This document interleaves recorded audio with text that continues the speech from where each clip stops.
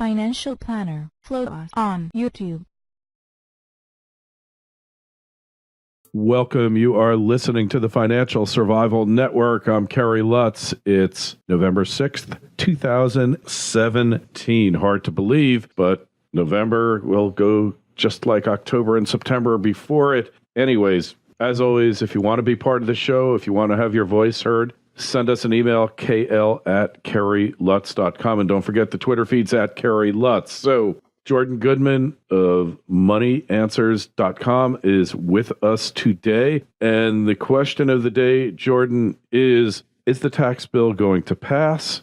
And what is it going to mean? That's what we'd like to know. So, Jordan, as always, welcome back. It's great to have you. Great to be with you again, Kerry. You bet. Well, I don't think it's going to pass this year. They're talking about having it pass the House by Thanksgiving and the Senate by Christmas. I don't think it's going to move that fast. It was done in secret. They put it out. Now the lobbyists are organizing against it in all kinds of different ways.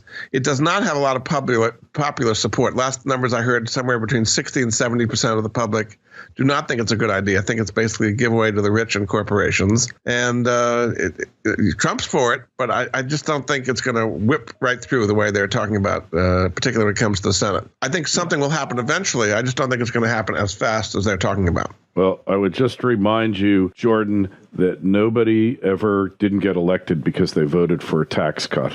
Right. Well, it's not a tax cut for everybody, though. That's the thing. There's a lot of losers in this thing. There's some definite winners. But let's just talk about the losers for probably like you. Well, yeah, being in a high-tax state in New York and California, New Jersey, Pennsylvania, the high-tax states are going to get whacked by this because state income taxes would no longer be deductible at all. No phasing out, just immediately gone. That's going to hurt the high-tax states. Also, property taxes would not be deductible over $10,000. That's going to hurt all the high housing places with big property taxes. I happen to be in Westchester, New York, which is part of that. That's the worst. Bullseye, I guess you might say. Highest taxed county in the country. Property tax, yes, that's right. So that's a big bullseye. Charities aren't going to like this because charitable deductions, although they're going to remain, lots of people won't take them anymore because the standard deduction is going to double from $12,000 to $24,000. Something like 85% of families would no longer itemize. So that's going to hurt charities in various ways. So there's some definite losers amongst all this, and the losers tend to mobilize more than the winners mobilize, if you know what I mean. The housing real estate market particularly.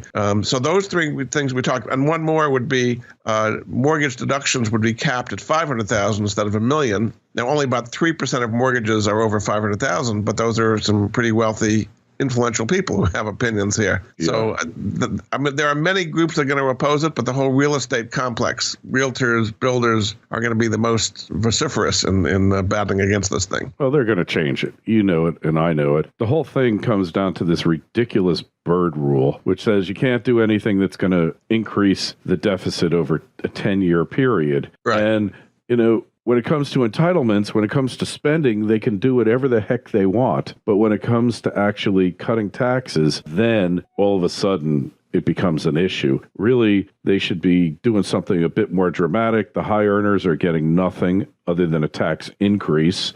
People in high tax states, you need to hold your representatives accountable. And basically, the tax deduction in these states is a subsidy that the rest of the country pays. Right. So New York can be wasteful and profligate. Exactly. And pay everybody. Low tax states have been subsidizing the high tax states for many years, and they don't want to keep subsidizing them anymore. Yeah, and the high tax states like that subsidy. That's correct. Yeah, well, when I lived in New York, I felt one way. Now that I live in Florida, I feel a totally different way. But I really did feel that way in when I lived in New York, because New York's a socialist state. So why should the entire rest of the country have to subsidize failed socialist policies? Yeah, we've just been doing it for decades, that's all. But there was no other real reason for that. But there's going to be pushback. I mean, for example, Republicans in high-tax states. There are Republicans in New York and New Jersey. There's 3 or 4. Pennsylvania and California.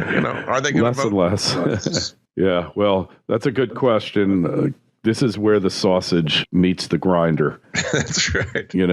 This is where the casing gets filled up, and it's not a pretty process, but it's the way that the system works. And look, these Republicans are scared about their re-election prospects if they don't pass something, Jordan. Correct. So they're going to pass something. Now, what about the benefits of the program as it's laid out? So the big benefits go to corporations. The corporate tax rate would go from 35% down to 20%, and there'd be a repatriation rate of 12% for bringing money back from overseas. There's roughly $4 trillion overseas, and that would be a good thing to have that back here and invested here. And corporate profitability, which is already at high levels, would go even higher. That's one of the reasons the stock market's done so well, because anticipation that profits would be even higher than they are now when you cut the tax rate that much. So that's the good part. The bad part is what a company is going to do with it. Let's just say all that happens, Kerry, and they repatriate tons of money and their profits are much higher because of the lower tax rate. There's basically three things the companies can do with it. They can invest it back in the business, new plants and equipment, hire, research and development, expand. They can buy back stock, and they can raise dividends and executive compensation, basically. Some companies will do more of some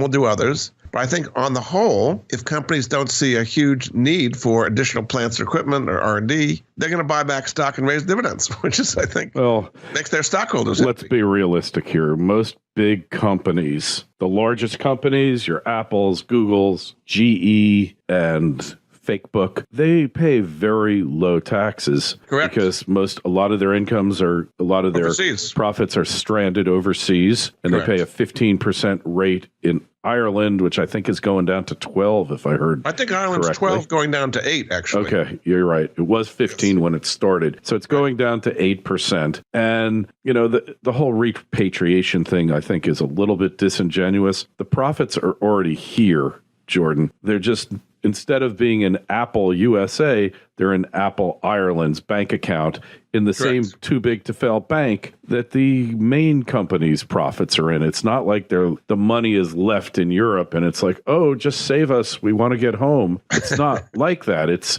like they've already opened the bank account here. You can open up a bank account from any corporation in the world in the United States and make a deposit. So all it is an accounting entry for where the amount that they make in profits goes into deferred taxes on the balance sheet, but they're still allowed to show the profit even though they're not paying taxes on it till they get rid of that. But let's face it, like GE, hey, for them, they got 5 years to invest in capital and write off 100% of it. And then you add that to their huge portfolios of airplanes and rail cars and anything that moves, anything that can be leased, they're leasing. And that's why they never pay any taxes from the depreciation on all that stuff. And so the depreciation would be advanced even faster. You could write everything off in the first year of it. So the depreciation would be even faster and they would pay less in taxes. That's correct. Yeah, they're not going to pay. Look, they paid nothing in taxes for as long as you and I have been alive. GE's been paying nothing. Right.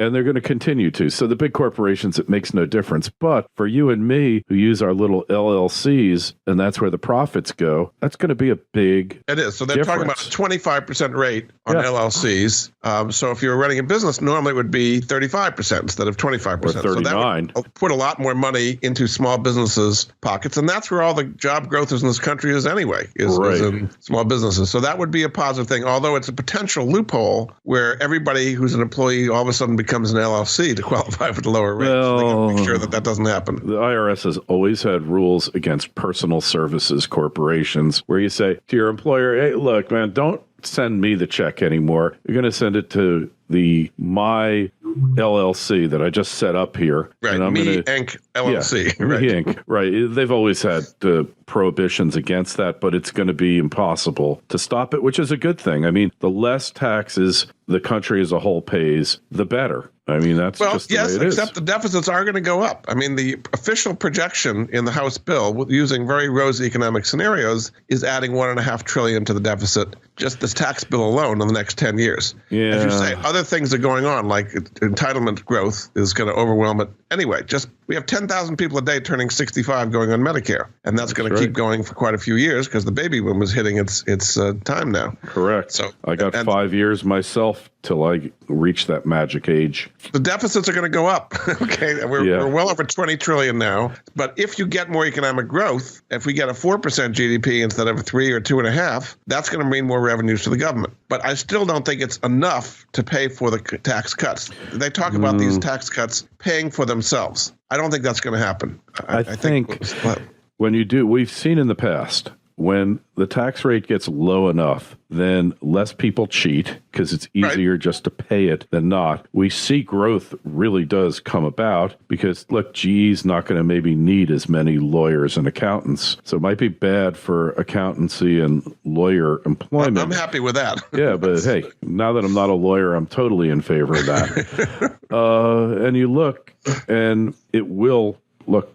You're not just going to go on a bigger vacation, a better vacation from your tax savings. You're going to look for ways to improve your overall profitability and expand your business. Most people are going to do that. Big companies, they will just waste it all on bonuses and stock buybacks. We know that, but they don't really benefit as much as they're made out to benefit here. And well, the effective tax rate is lower than 35%. I agree. That's the official tax rate. But with all the depreciation they have, like you're right. They end up paying a lot less than that, or 18 to 22%. And in the case of a GE, their effective is zero.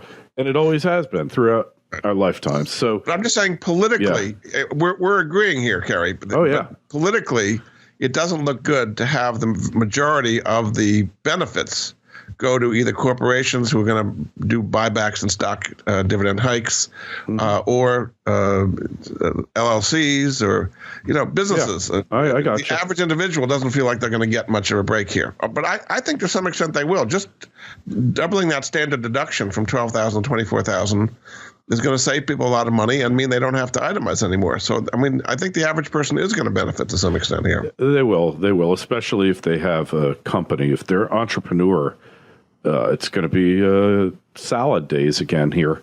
Yes. Which is where all the growth comes from in our economy. Right. It's not the people who are employees that are creating jobs for other employees other than their excess consumption, their excessive consumption, that they're buying stuff they shouldn't. They're buying houses too big. And then you wind up with the illusion of prosperity without the actual prosperity. Now, I think overall it is a good thing, but it needs to really be explained. But the good thing is that the Republicans are really running scared now. They have to have something before next. Like, what are they going to do? It's like you can't pass Obamacare repeal, and that was why the reason they wanted to do tax reform after it was because of the $1 trillion they'd save on Obamacare, which is not going to happen now. But well, Obamacare will be repealed in some manner. It's just going to take a little bit of time for it because the marketplace is repealing it. Yeah, exactly. And look, if they don't subsidize the insurance companies, they're pulling out. It's game over. Yeah, it's game over. Right. And they shouldn't. It's actually illegal to subsidize them under Obamacare. So Congress is saying, well, we'd like to. They've got these rhinos saying, oh, well, let's just keep it going for the insurance companies. And Trump has put his foot down, and that's the part. That's what shows that the party is stupid. All right, that they've run all these years against it in name only, and then they have the chance to really kill it, and they want to keep it going. What's wrong with these people? You're right. That's not going to be officially repealed, I think, anytime soon. So taxes, the next big thing is infrastructure, but they can't get to that until they get this tax thing done. That's a no-brainer. That one will go through with flying colors because, look, they don't build post offices anymore. Those are kind of superfluous. Jordan, like, what do you need a post office for? Like, nobody uses the place. I mean, I use it to send out packages on occasion, but it's a useless We need bridges. We need our roads. We don't want bridges falling apart, and internet infrastructure, things like that as well. Nobody can speak out against that. That's in everybody's interest, regardless of the party. It's just whose pork project gets approved and whose doesn't, but it's going to be approved. All right. It will happen when they get to it. They should have started with it.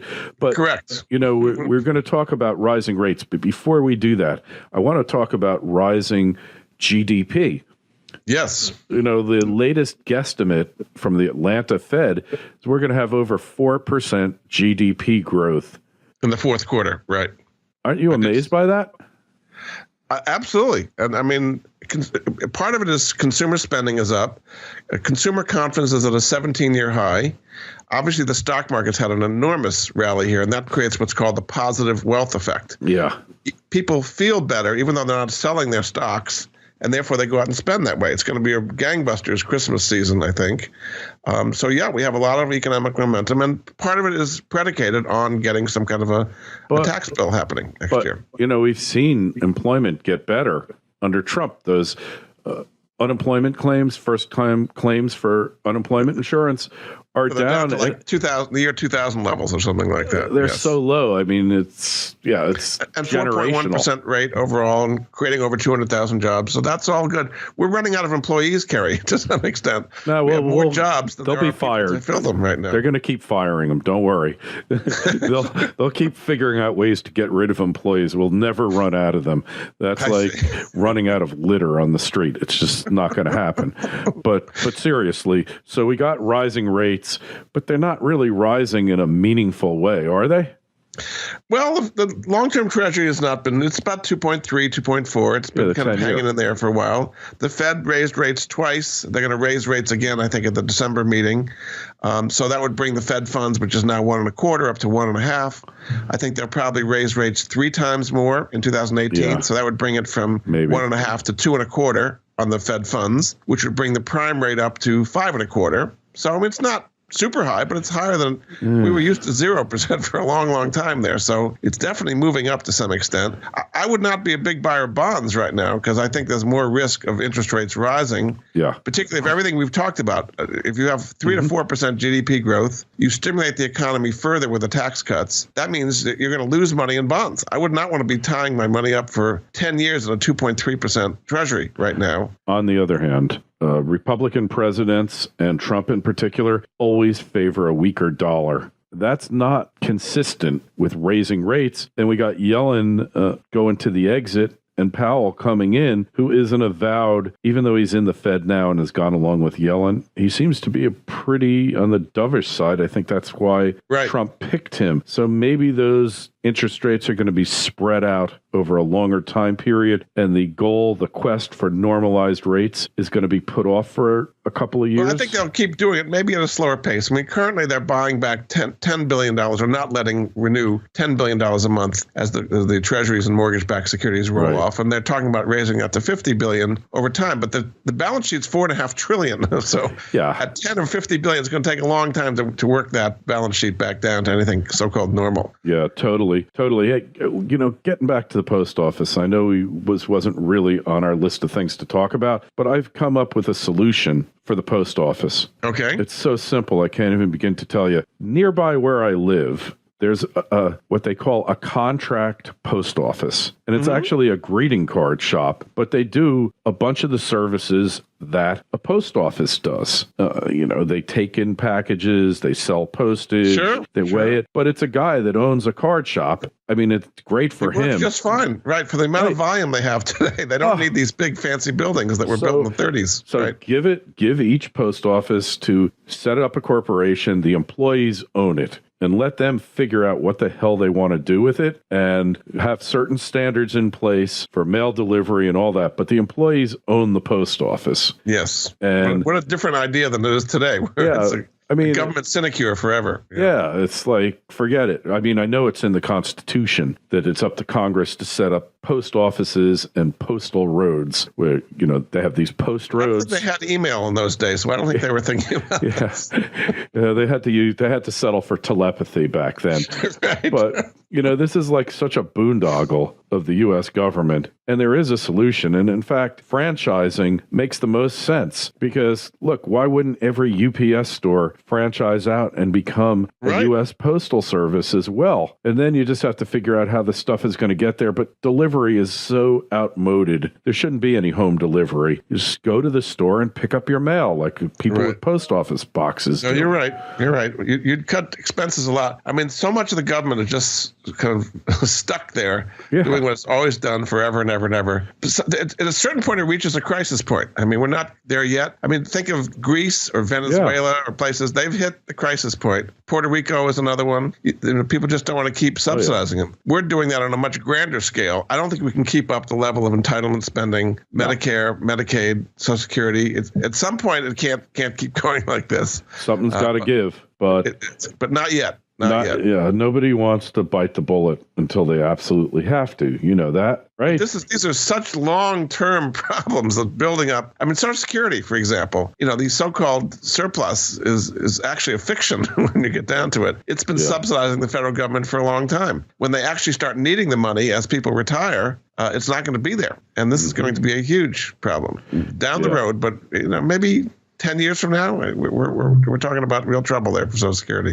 Oh, for sure. No doubt. So finally, you wanted to mention the heroes. Yes. Since Veterans Day is coming up. There are some special programs out there for heroes. And since we're kind of approaching Veterans Day, I just thought we'd do a little something on that. So there's a program called Heroes Come First. And the website is heroescomefirst.com. That if you're a hero, you get all kinds of discounts and savings. So a hero is defined as military, first responders, police, fire, teachers, doctors, anybody kind of in the service professions, not only military types. And you can actually, if you're buying a home or selling a home, get a rebate of thousands of dollars of the real estate agent's commission. You can get discounts of like a half point or more on when you get your mortgage. There's just a lot of discounts that can be had, and most people don't know these things exist. It's a kind of way of giving back to the people who've given an awful lot to us and really helping them financially. So again, if that website might be helpful to some of your folks, heroescomefirst.com. They've also got a phone number, 800-272-5626. And that would be a good way for Veterans Day to kind of appreciate people back and help these folks who've given a lot to us get huge discounts on any kind of mortgage-related or buying and selling a home-related transaction. That's a beautiful thing. Hey, one other thing,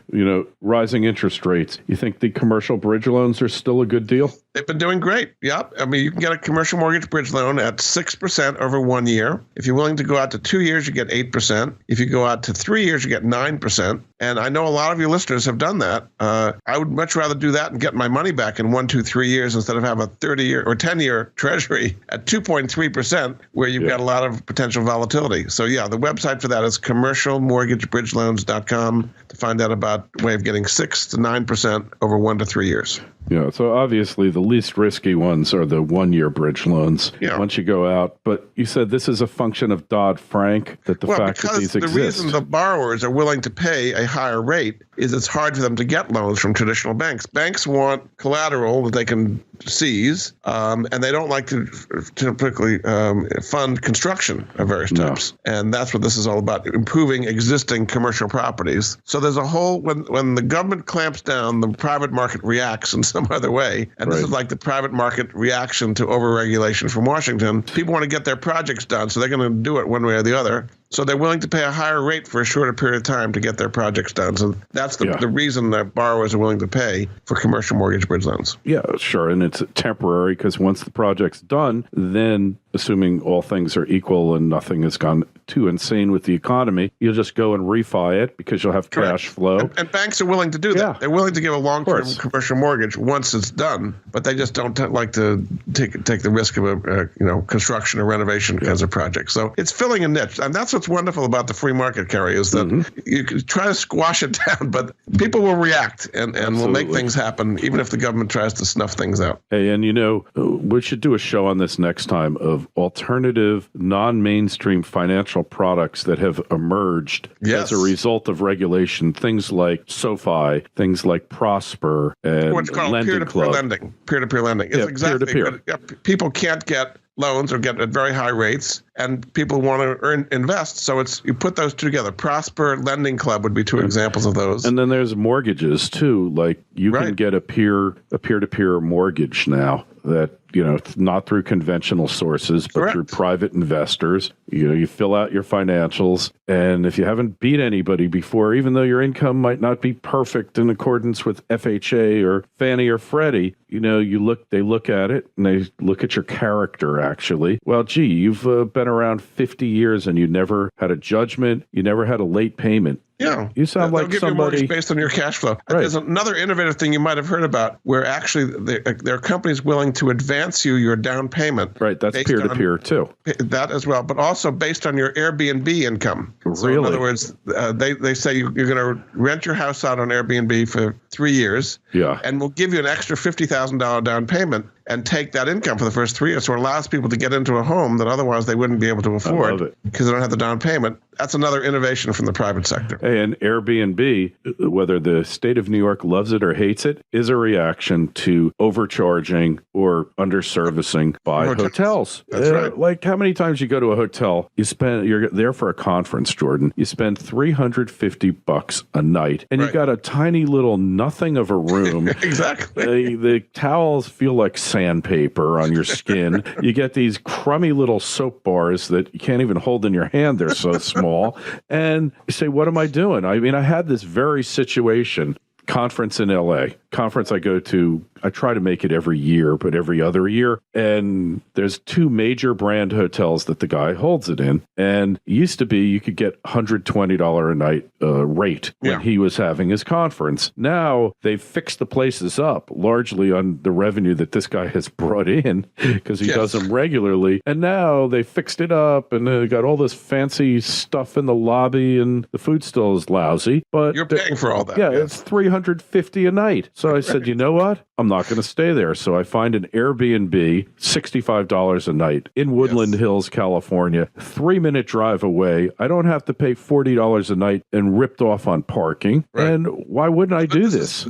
This is the classic marketplace reaction to things. So it's very healthy. And Airbnb is certainly, and same thing with Uber, undercutting taxis. Oh, I just took one today. This is the world we're in. So I think it's a positive thing. I really do. I took an Uber today. I was getting my bike serviced last week. I had to drop it off. I didn't want to bother anybody to come pick me up. It's just annoying when people have to do that in Florida. So much traffic. I take a Uber home, and then this morning I went to pick up the bike. I took an Uber back there. It was a whopping $20 for both trips, and I didn't have to bother any friends or relatives. So the point of all this is the free market's a wonderful thing, and we want to encourage it. And these are some good examples of it. And we'll talk about this more next time. So we'll have you back on next month. Let's talk about all these alternative finance vehicles that really mean that the bank, you could just say goodbye to the bank on the corner. A lot of people saying goodbye to the bank. Yeah. That's not even counting Bitcoin. Yeah, well, we're not even talking about that one. So we had a good webinar about it recently. Anyway, Jordan, moneyanswers.com. That's where we find you. And I get emails from your folks all the time and love to help them. I really do. Hey, and be part of the show, participate. Your voice really does matter to us. Email us at kl@kerrylutz.com. I will confess I'm about 60 or 70 behind, Jordan, and I'm kind of embarrassed. So I'll make a definite effort to respond today and tomorrow and get rid of that. Sometimes people ask questions that really require research and at least require me to talk to other people to get the answer for it because I don't have it. So that's why it gets slowed down sometimes. And no, the Twitter feed's at Kerry Lutz. People have really been tweeting the show a lot. And the Facebook page, Financial Survival Network. Jordan, thanks so much as always. And we'll talk to you next month. Glad to be with you, Kerry. That was fun. Thank you.